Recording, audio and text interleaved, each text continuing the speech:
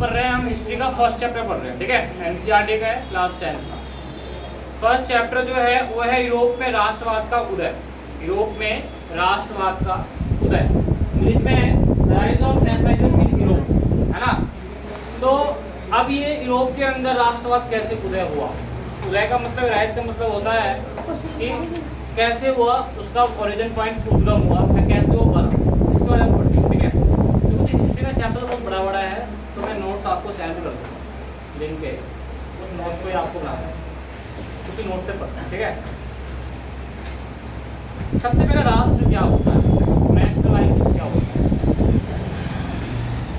देखिए, रैनर के अनुसार समान भाषा, नस्ल, धर्म से बने क्षेत्र को राष्ट्र कहते हैं। नेशनलाइजेशन का मतलब क्या होता है कि एक ही नस्ल के बने हुए लोग जिस जगह रह रहे हैं वह एक उसका राष्ट्र या देश कहलाता है ना। मान लो एक ही नस्ल, नस्ल का मतलब क्या होता है, बताओ नस्ल का मतलब क्या होता है? भाई सभी लोगों का एक जैसा समूह होगा, मान लो सभी हिंदी बोल रहे हैं, सभी लोग हिंदी बोल रहे हैं, एक ही नस्ल के हो गए। अब हिंदुस्तान में हिंदी बोल रहे हैं तो आपको क्या हो गया, हिंदुस्तान एक राष्ट्र हो गया। क्या हुआ, हिंदुस्तान एक राष्ट्र हो गया, है ना। अरब में से अरबी बोल रहे हैं, सारे अरबी वही हैं, तो अरब हो गया, है ना। ये चीज़ होती है। एक राष्ट्र लंबे प्रयासों और त्यागों और निष्ठा का चरम बिंदु होता है। मतलब जो एक नेशनलाइज होता है, एक तरह का क्या होता है, एक बहुत सारे उसके अंदर क्या होते हैं कि एक आपका मोटिव होता है, क्या होता है, एक मोटिव होता है। अब राष्ट्रवाद क्या होता है? राष्ट्रवाद क्या होता है? अपने राष्ट्र के प्रति प्रेम की भावना को राष्ट्रवाद कहते हैं। मतलब कि आप अपने देश के लिए कितना ज़्यादा एक्टिव है ना, उसे हम राष्ट्रवाद कहते हैं। अब क्वेश्चन था आपका, इसमें नेपोलियन कौन था? नेपोलियन कौन था, है ना। इस चैप्टर के अंदर आप पढ़ेंगे तो नेपोलियन के बारे में, पहले चैप्टर में ना मैंने फिगर को डिस्कस कर देता हूँ, है ना, फिगर के बारे में। देखो ये जो फिगर आपको दिख रहा है, ठीक है, ये जो फिगर है आपका, ये फिगर आपको क्या बताता है? तो ये फिगर जो है ये है फ्रेडरिक ने करा था, जो वो फ्रेंच आर्टिस्ट था। कहाँ आर्टिस्ट था वो? फ्रेंच। और इसने एक सीरीज 4 पॉइंट ऑफ 1948 में इन्होंने एक dream of world of democratic and social Republic के बारे में इसकी थीम थी। इसकी जो थीम थी वो थी democratic and social Republic, democratic and social Republic, ये इसकी थीम थी। इसमें दिखाया गया कि भाई एक आदमी आगे मसाल लेके चल रहा है और पीछे क्या हो रही है, लाइन लगा हुआ है, उस लाइन में फीमेल भी है और मेल भी है, वो फ्रीडम के लिए क्या कर रहे हैं, आंदोलन कर रहे हैं। तो the first point of series represent the peoples of Europe and America including men and women in all age and social classes marching in long train and offering homage the statue of liberty since they pass by for it artist of the time the French revolution liberty was the female figure. Here we can see torch and see the having the one hand the charter of right of man in other hand. मतलब कि charter एक अलग एक आदमी खड़ा है आगे, वो एक चार्टर लेके खड़ा है, अब पीछे क्या होगा, महिला या पुरुष अपना लाइन में लगे हुए हैं। लाइन में लगने का मतलब क्या हो गया कि वो भी उनके साथ आंदोलन कर रहे हैं। लीडरशिप जो कर रहा है वो अगला बंदा लीडरशिप कर रहा है आपका। On the earth before the image lie remain the symbol of absolute institutions in dream. The people of world are united the distinct nations female by their flag as well as the national custom. United States and Switzerland were leading the this. मतलब कि जो America था और Switzerland था वो इस पूरे घटना को लीड कर रहा था, क्या कहता था, घटना को लीड कर रहा था, ठीक है। आगे देखो, अब इसके पीछे जो पीपल थे वो थे जैसे कि मान लो जर्मन, पहले फ्रांस के लोग थे और फ्रांस के पीछे कौन लोग थे, जर्मन के लोग थे, ठीक है। Bring the black red and gold flag, जो आपका जर्मन का जो फ्लैग था वो कैसे बोलता था बेटा, ब्लैक रेड और गोल्ड। नोटिस करेंगे कि इसके पीछे German people did not exit the United nation, मतलब जब तक जो था जर्मन के लोग जो थे वो यूनाइटेड नेशन के सदस्य या ग्रुप के मेंबर नहीं थे, ठीक है। 1848 में क्या हुआ, the flag they carry the expressions of the liberal hope to united the German speaking nation, a domestic constitution, the citizen of Austria, kingdom of two socialized of Poland और England, Hungary, Ireland, रसिया, सभी लोग क्या हो गए इसमें शामिल हो गए। सभी लोग क्या हो गए इसमें शामिल हो गए। जितने भी मैंने यहाँ पे कंट्री नाम लिया ना, सबके सब लोग उसके पीछे चालू हो गए। अब क्या हुआ यहाँ पर कि this chapter will be on the many of the issues describe by figure. बहुत सारे जो इश्यूज थे उसको डिस्क्राइब करा गया इस फिगर के अंदर। 19वीं सेंचुरी में क्या हुआ कि पावर को डेवलप करा गया, मतलब शक्ति को अब बहुत ज़्यादा विकास करा गया और वहाँ पे क्या हुआ, कुछ चेंजेस आया और चेंजेस में क्या आया कि बहुत सारे जो स्टेट थे वो इमर्ज हो गए, मतलब मिल गए, बहुत सारे क्या हो गए, मिल गए। और यहाँ पे क्या हुआ, सेंट्रलाइज्ड पावर बना। सेंट्रलाइज्ड पावर मतलब होता है केंद्र शक्ति, क्या होता है केंद्र शक्ति, मतलब कि एक ऐसा जगह वहाँ से पूरे देश को क्या कंट्रोल कर जाएगा। जैसे भारत के अंदर सेंटर कहाँ है, दिल्ली, यहाँ से पूरे भारत देश को क्या होता है कंट्रोल करा जाता है। तो आपको पता होना चाहिए कि मतलब ये जो फिगर था वो था आपका फ्रीडम के लिए, किसके लिए था, फ्रीडम के लिए दर्शाया गया था, ठीक है, जो फ्रांस के अंदर हो रहा था। अब देखो इसमें और आगे बढ़ते हैं। इसमें है the French revolution and idea of the Nations.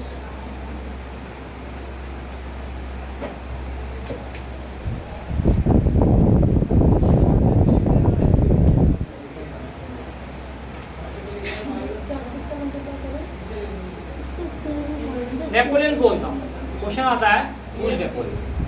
तो देखो नेपोलियन का जन्म 15 अगस्त 1769 में हुआ था। कब होता है बेटा, 15 अगस्त 1769 में हुआ था। नेपोलियन एक महान सम्राट था, क्या था बेटा, एक पावरफुल किंग था, पावरफुल किंग था। अपने व्यक्तित्व एवं कार्य से पूरे यूरोप के इतिहास को प्रभावित था, मतलब कि उसने ऐसे ऐसे वर्क करा, ऐसे ऐसे कार्य करा, वर्क ऐसे ऐसे करा कि वो पूरे यूरोप में क्या था, फेमस है, मैं मशहूर था बिल्कुल। अपनी योग्यता के बल पर 24 वर्ष की आयु में ही वो सेनापति बन गया। क्या बन गया, वो सेनापति बन गया, मतलब क्या, सेनाओं का लीडर, सेनाओं का लीडर, लड़ने में ताकतवर, दिमाग में बहुत तेज। उसने कई युद्ध में फ्रांसीसी सेना की जीत पाई। आपसे पूछा जाएगा ये कहाँ के सेनापति थे, फ्रांस।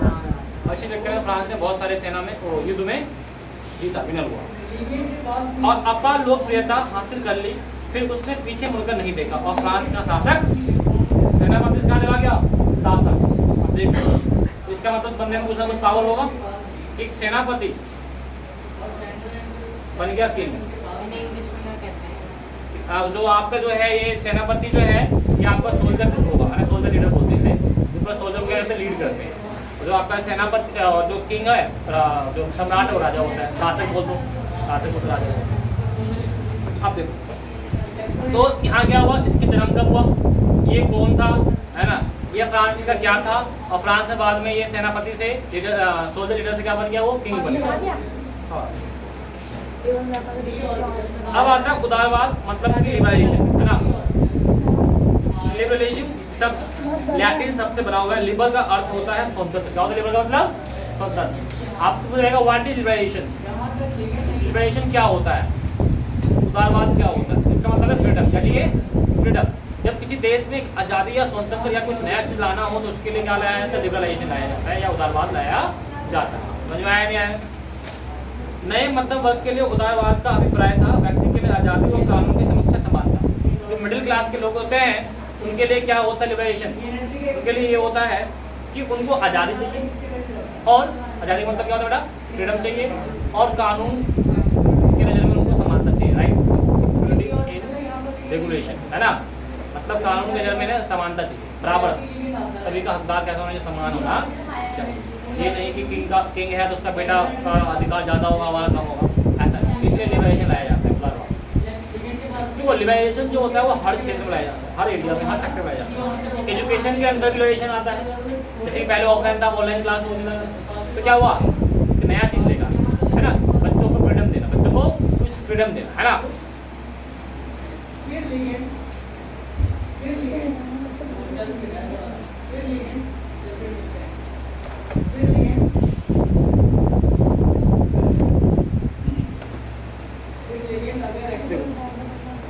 फ्रांस के अंदर कैसा आया क्रांति, तो the first nationalism come into the French revolution 1789। कब आया था बेटा, अगर मैं बात करूं तो फ्रांस के अंदर आपका रिवॉल्यूशन कब आया बेटा, 1789 के अंदर फ्रांस के अंदर क्या हुआ बेटा, फ्रांस के अंदर क्रांति आई। अब ये क्रांति क्या करता है पढ़ते हैं।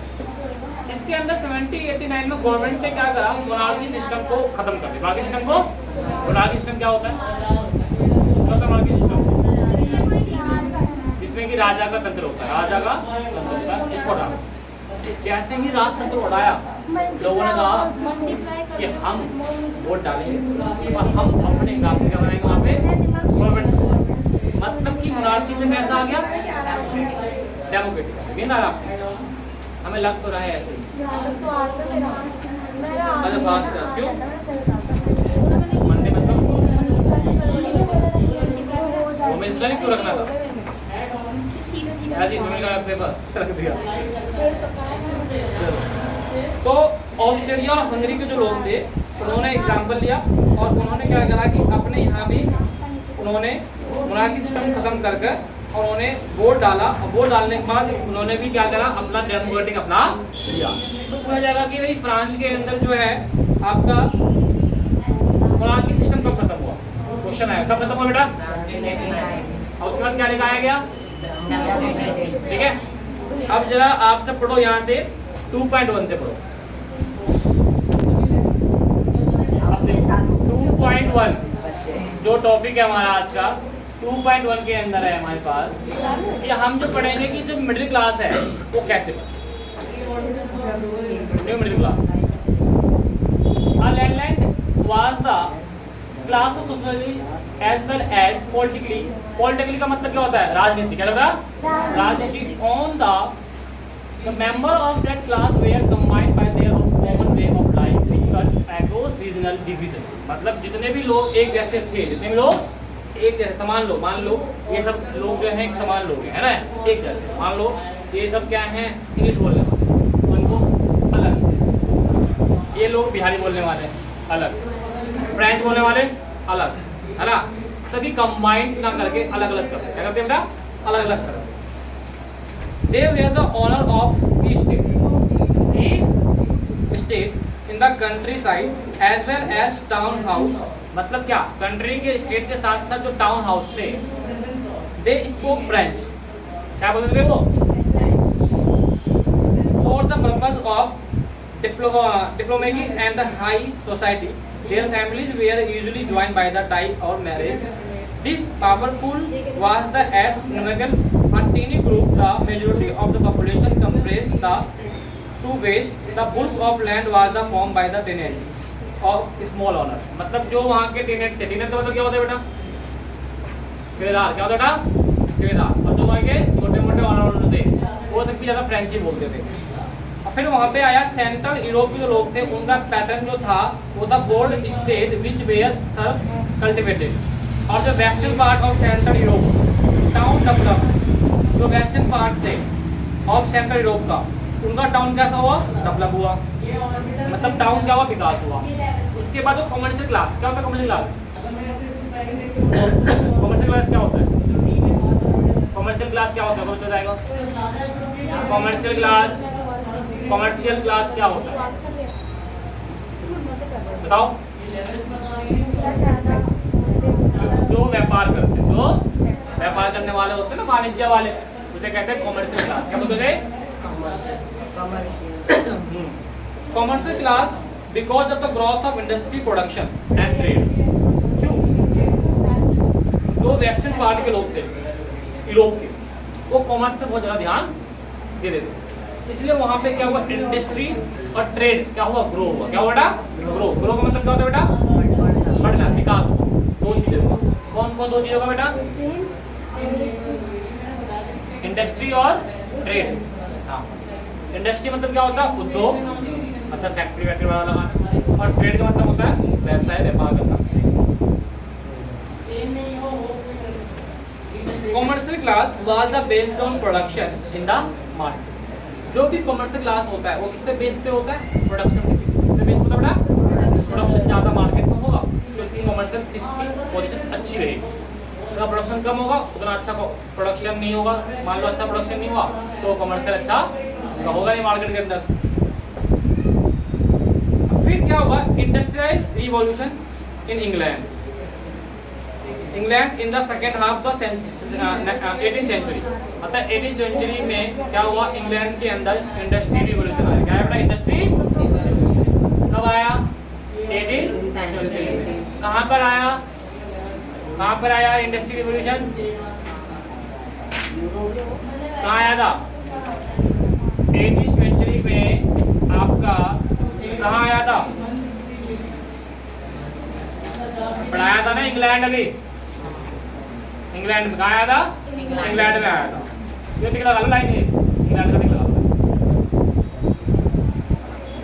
But in the French and Persian German state only during the 19th century as a result new social group come into being, working class population और मिडिल क्लास भी इसके अंदर आ गई।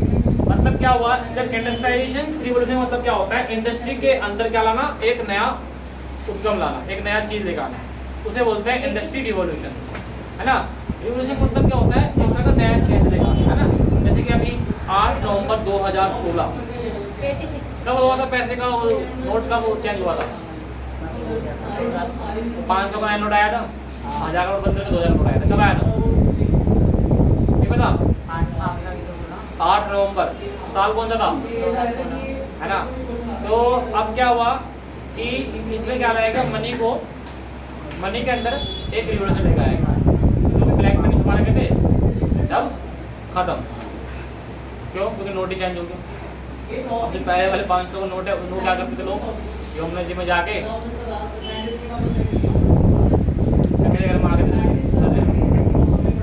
मैं ले रखा हूँ, मैंने घर बनाया करके दिमाग लगाया, सारे लोग पेंट लगाते हैं, पेंट करते हैं मैंने लगा दिया।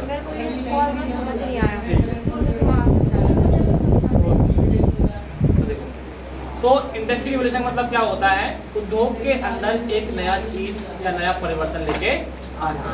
क्या होता है, जहाँ पे पॉपुलेशन ज्यादा होता है वहाँ पर इंडस्ट्री लगाई जाती है, क्यों लगाई जाती है? क्योंकि वहाँ के लोग काम करने आए, उनको रोजगार मिल जाए, है ना। वहाँ लगाए, कभी भी वहाँ नहीं लगाया जाता जहाँ पॉपुलेशन नहीं है, काम करने कौन आएगा।